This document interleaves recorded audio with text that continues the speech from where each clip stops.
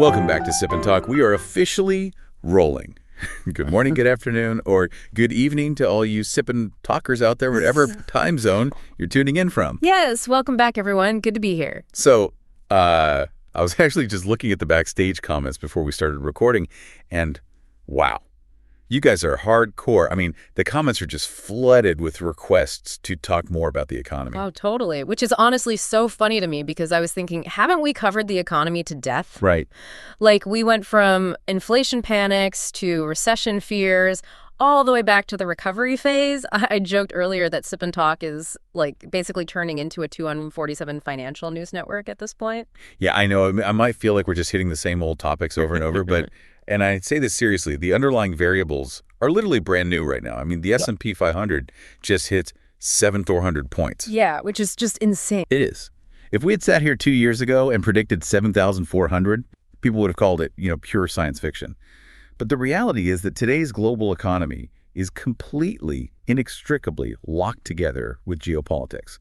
You just can't separate them anymore. Spot on. The variables are entirely different now, and that's exactly why we're not going to sit here today and bore you with, dusty old GDP growth rates. We are going straight into the deep end. Exactly. Since you guys are asking for it, our mission today is to do a complete teardown of the big names.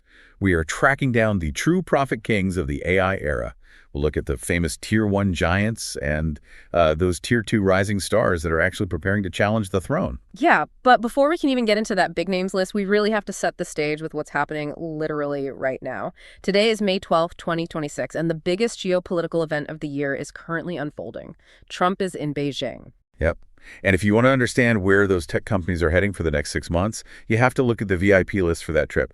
The delegation list is wild. You've got Elon Musk and Tim Cook sitting right there in the front row. Right. But it's who isn't there that's the real story. Jensen Huang from NVIDIA. Noticeably absent, no invite. Oh, man, that is such a loud omission. The optics on that are incredible. So grab a full cup of coffee, everyone, because we are diving into an immersive, information-packed session on AI and geopolitics. Let's do it. So looking at this corporate delegation that's over there from May 13th to the 15th, it is a massive flex of traditional and modern American power. You've got Musk for Tesla, Cook for Apple, Larry Fink from BlackRock. A heavy hitter list. Completely. And then the CEOs from Boeing, ExxonMobil, Citigroup, Visa, Qualcomm.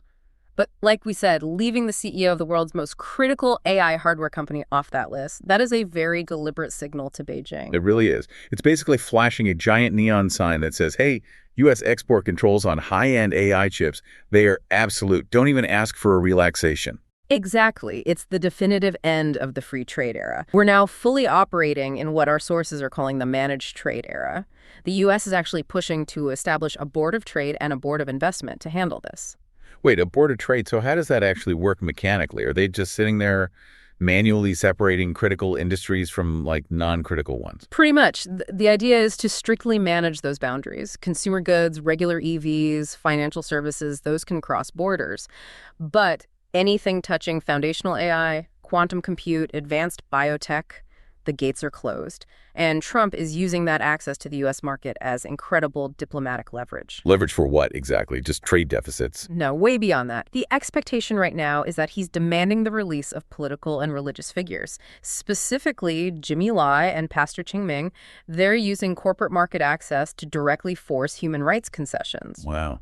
I was actually thinking about a way to visualize this new managed trade reality. It's kind of like an exclusive, heavily guarded VIP nightclub. Oh, I like that. Right.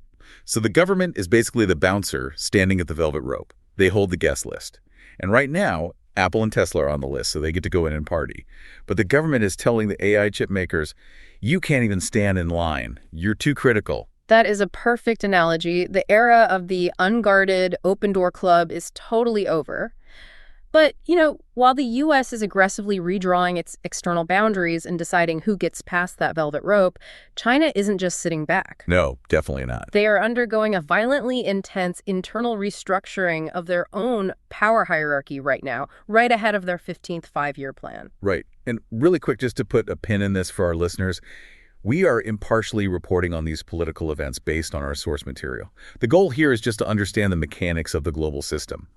We aren't here to criticize or, discriminate against any nation, group, or people. We're just looking at the facts. Exactly. We're just reading the chessboard.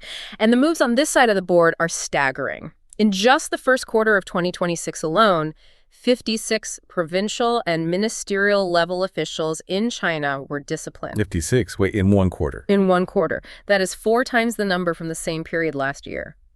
It is an unprecedented scale for an internal purge.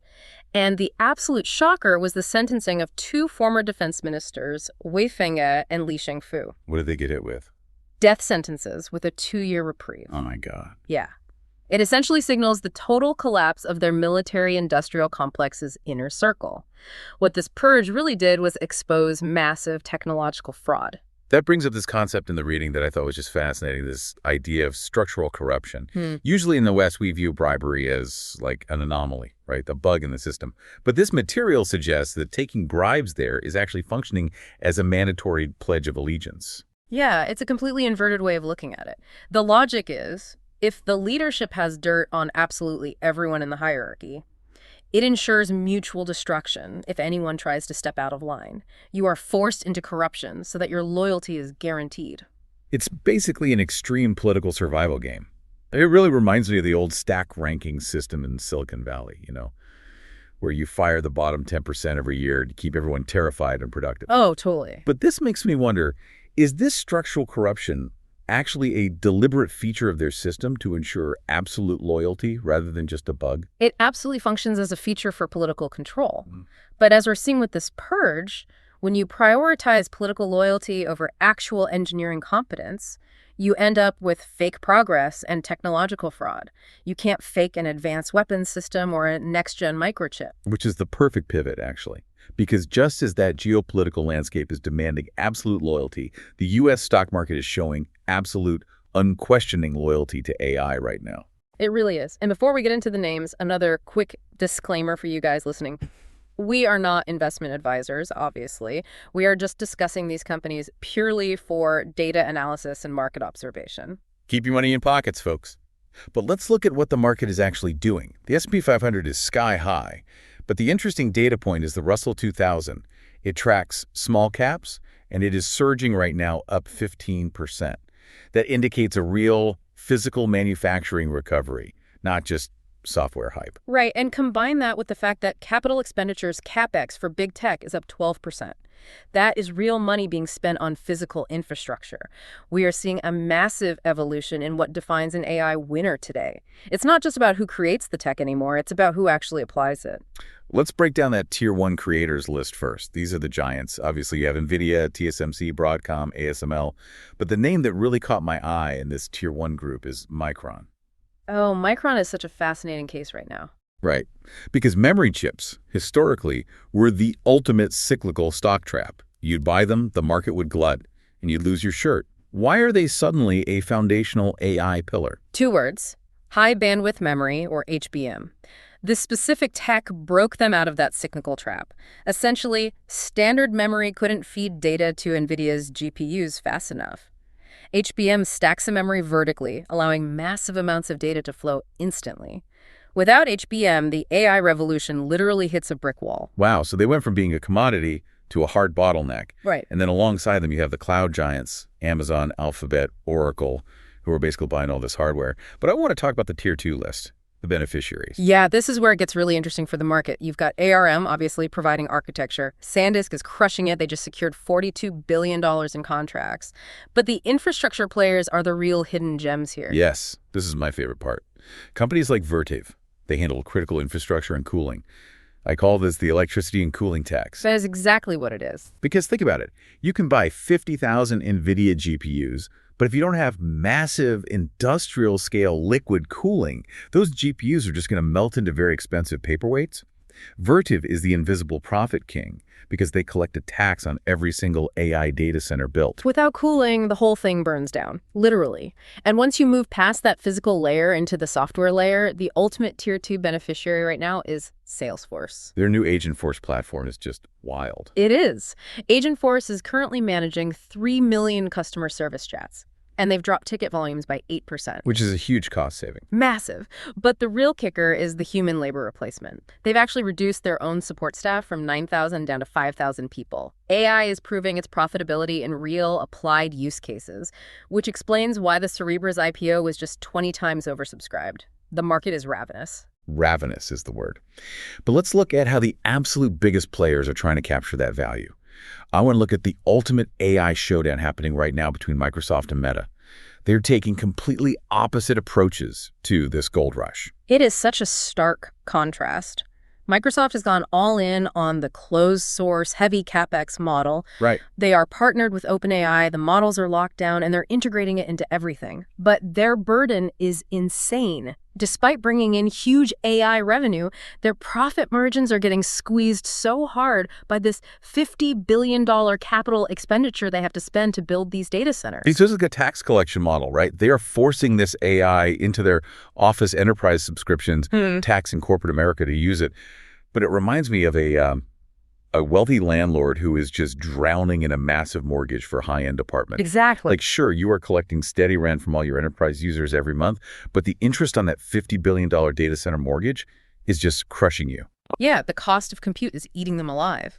And then you look at Meta. They went completely in the other direction. Meta is playing the open source ad revenue game. Which seemed crazy at first. Right. People were like, why give the llama models away for free? But by open sourcing the llama family, Meta basically got the entire world to fix its bugs and optimize its code for free. It's genius. So Meta doesn't have to build these massive cloud infrastructures to sell access to developers. They don't want to be the landlord. They're more like an adventurer who maps out a gold mine.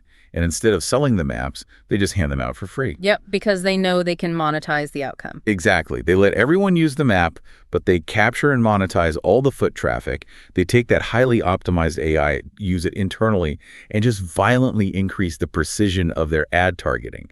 It makes them unbelievably profitable without that heavy CapEx burden. It's a completely different philosophy of value capture. But, and we have to ground ourselves here, all of these corporate profits, whether it's Meta's ads or Microsoft's enterprise tax, they are operating in a highly fragile physical world. Yeah, that is the terrifying part. A single macro headline can just shatter these profit margins overnight. And we have several of those pressure points flashing red right now. Let's start with the Fed. Jerome Powell is officially exiting this Friday. Wow. End of an era. Truly. And Kevin Warsh is stepping in. The problem is, everyone was banking on rate cuts, but those are now seriously in doubt.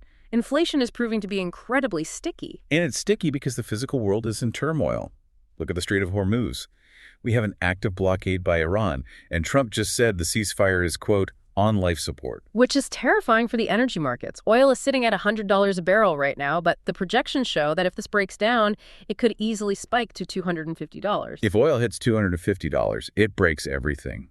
We're already seeing physical diesel shortages popping up in the UK and parts of Asia. Right. And Trump's proposed solution to this domestically is a federal gas tax holiday, waiving 18 cents a gallon. I mean, I have to push back on that logic.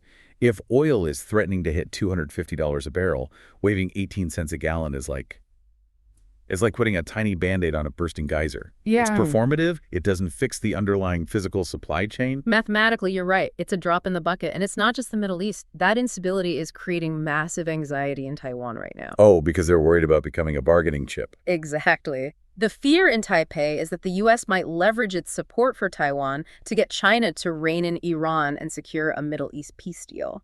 Everything is interconnected. It's all just one giant fragile web. And as if war and inflation weren't enough, we're tracking a brand new health scare.